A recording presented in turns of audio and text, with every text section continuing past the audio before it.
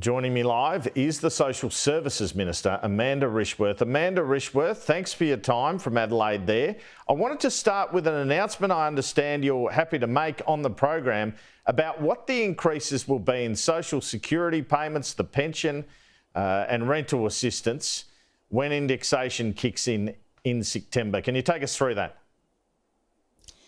Yeah, look, as you know, Andrew, indexation happens twice a year on things like the pension and JobSeeker, and we're able to announce the new rates that will come into effect on the 20th of September.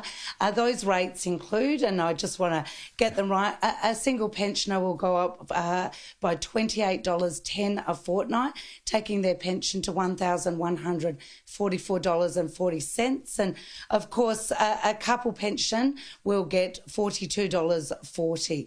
JobSeeker will increase by $15.30. And as a result of this increase, along with our base rate increase, JobSeeker has gone up $135 since we've come to office. But of course, legislation passed through the Parliament also has gone through to rent assistance. And rent assistance, people will be getting an extra $23 in their rent assistance at the maximum rates because of our 10% increase along with indexation. So this is real cost of living relief for people. Indexation is a very, very important part of keeping our social security system, keeping up with the cost of living. And it has been disappointing in recent months. We've seen Angus Taylor question the benefit of this indexation, but we're proudly saying that indexation is important to ensure those on social security keep up with the cost of living. I guess indexation obviously requires a percentage increase, and we've seen inflation vary from 7% to 3%. So what is the actual percentage increase for these payments?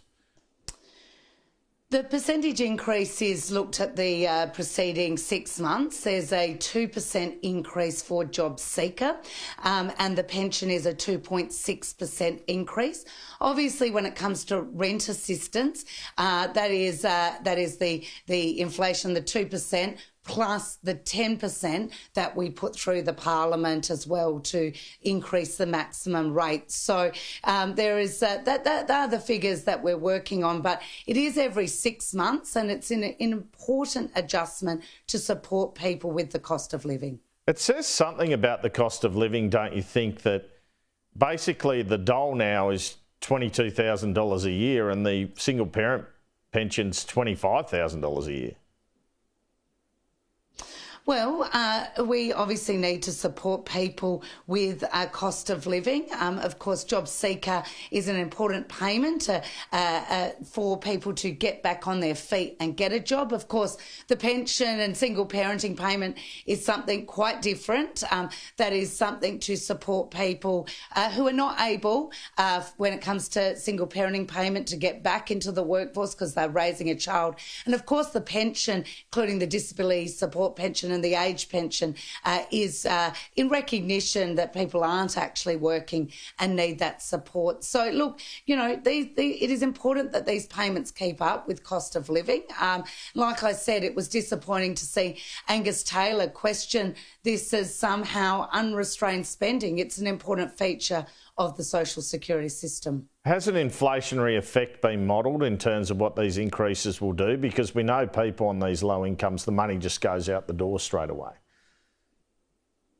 Oh, look, our changes, whether it be to rent assistance in particular, actually have downward pressure on inflation. The impact across the board on rents, if it had not been for our Commonwealth Rent Assistance, means rents would have actually been higher. So when it comes to something like Commonwealth Rent Assistance, that's really, really important. Of course, other increases to indexation are really important to support people, but we're talking about a small, overall small group in our economy. Of course, there's wage earners, there's many other sources of spending in our economy, but this is an important cost of living measure, and that's what we've been doing, Andrew, through our whole budget, is working out how we can responsibly deliver meaningful cost of living relief at the same point as putting downward pressure on interest rates.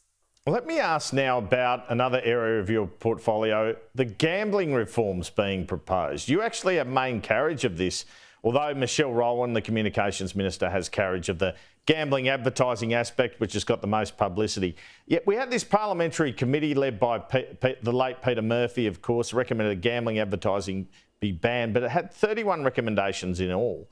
One of them was a national online gambling regulator to be set up. Will you be setting up that regulator, and what would their role be? Well, look, firstly, I would say that 21 of the 32 recommendations involved in the Peter Murphy report directly impact states and territories and involve states and territories because there is joint responsibility. Obviously, any national regulator would involve states and territories handing over their powers to the Commonwealth. So, look, we are working, as Minister, I'm working very closely with my state and territory counterparts to look at what we can do in a coordinated fashion. Do you think they'll do that? The National Consumer Framework, which... Do you think they'll hand over those powers? I do think they will do it. Oh, no, I'm not suggesting they would hand over those powers. What I'm suggesting is in the essence of that recommendation was about better national coordination. That's at the heart of the recommendation. And so the National Consumer Framework was one of those examples where states and territories and the Commonwealth work together. We brought in our activity statements. We got more responsive taglines that send people to get support and help if they've got a problem. BetStop is another example of what was in that consumer framework. And so the question is, that consumer framework has finished. Question is, what comes next? How do we work together as states and territories, as the Commonwealth, who have joint responsibilities in this space? And I've had very good conversations with my state and territory counterparts about what is the framework that comes next to ensure that the essence of that recommendation, which is national collaboration, coordination across the country, can move forward. Would you like to see that national regulator, and would gambling companies be levied to pay for it?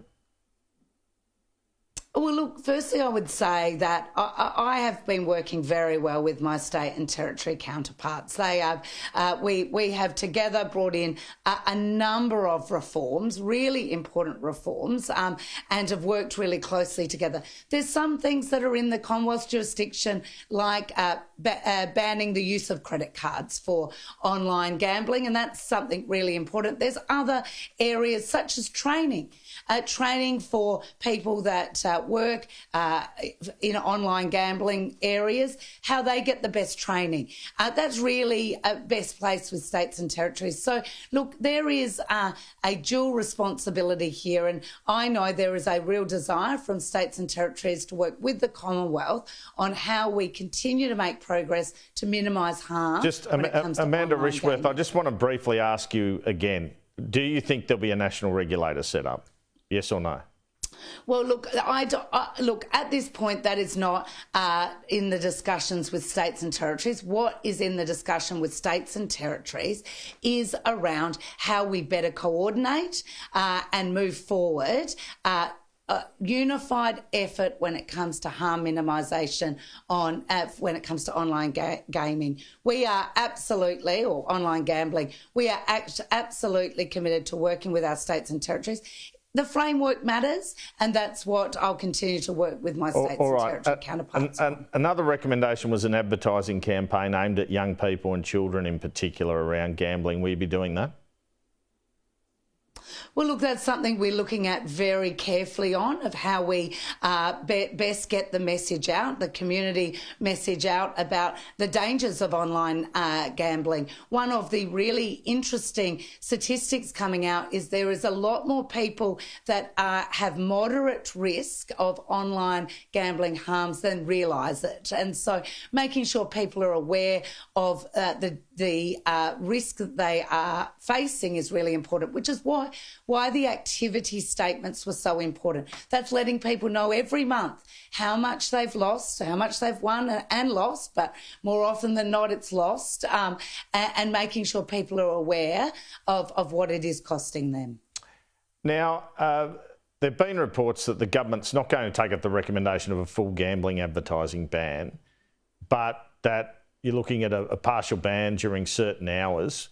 Is that on the table? And could you ban this situation where you're watching a sporting event and commentators are giving gambling commentary during matches?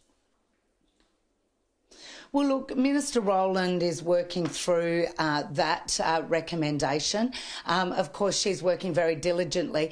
What she said and what the government's committed to is what actually reduces online harms. That is our focus. So our focus is how do you reduce online harms, ensure that children are protected, and of course that we do reduce problem gambling in this country. So everything has to be guided by that. She's working very hard to, across the board, looking at where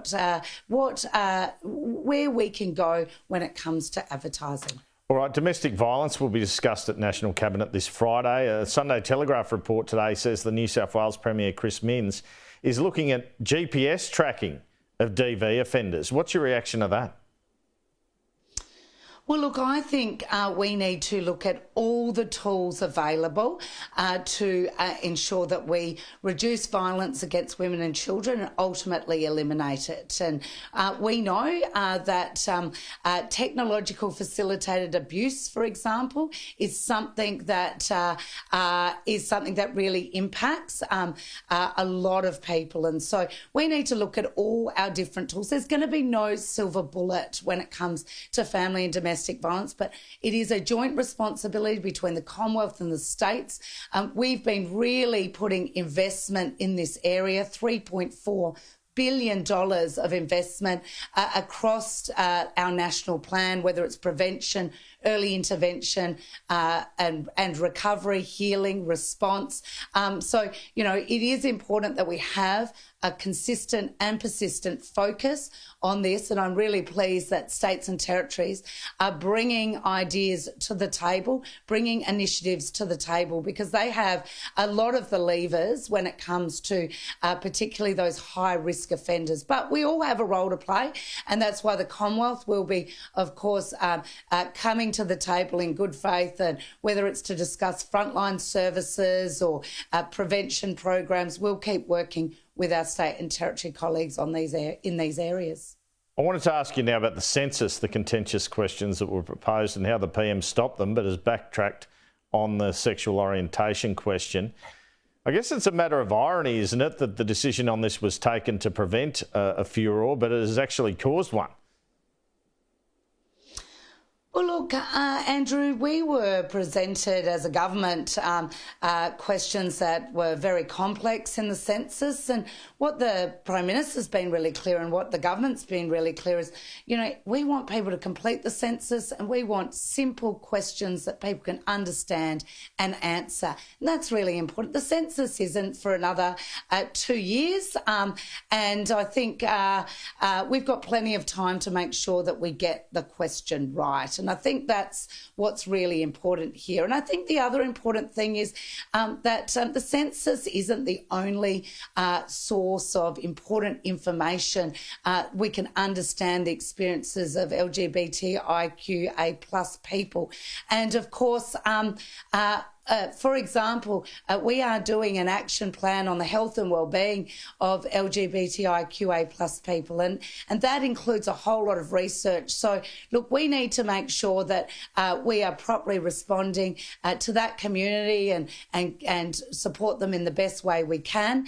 But of course, we need to also get the census questions right, and that's what this has really been about. All right, the contentious decision by Tanya Plibersek on the Blain gold mine, it's caused some consternation with the New South Wales government and the mining community. Do you think this issue could hurt your government, and are you concerned about a disallowance motion in the Senate against the minister's decision? Well, look, firstly, I'd say Minister Plibersek didn't knock the mine back. What she did is she respected the law, and the question was around where the tailings dam was actually going to be built and the impact that would have. Now, as the Prime Minister said, he's very keen to see projects like this go ahead, but it needs to be within the law. And I think there is work being done now. I think very constructive work being done with the New South Wales government and the company on where that tailings dam might be able to be situated. That's within the law, and that's a good thing. And I hope they are able to work this through. And finally, Jim Chalmers gave this speech this week where he said Peter Dutton, with his divisiveness, had disqualified himself from being a viable alternative as PM. Pretty strong stuff. Now, I was in the House for question time the other week, and Peter Dutton sent you a note through an attendant. A bit of a joke, as I understand it, about the number of folders you were holding, which you laughed at. So what's your impression of Peter Dutton? Is he the dangerous, divisive character Jim Chalmers says he is? Because he has a sense of humour, at least. How do you find him personally? Well, of course, all politicians are human, and you know, all of us have a sense of humour. I think, though, what Jim was talking about, and actually really serious, is that in this time where there is, there is a lot of instability around the world, we actually need leaders that bring people together. And that is critically important. People look to their leaders for a signal, and we need people that bring people together. Unfortunately, that hasn't been what Peter Dutton has done. He has, at every opportunity, looked at sort of throwing bombs at policy, being negative about things, saying no to things. But more recently, what we've seen is much more than that, which is very worrying, trying to use division for political gain. And I think that is probably the most dangerous thing that you can do in politics, is try and divide people. And so I certainly also agree with what Jim had to say. Amanda Risworth, thanks so much for your time this Father's Day. Thank you.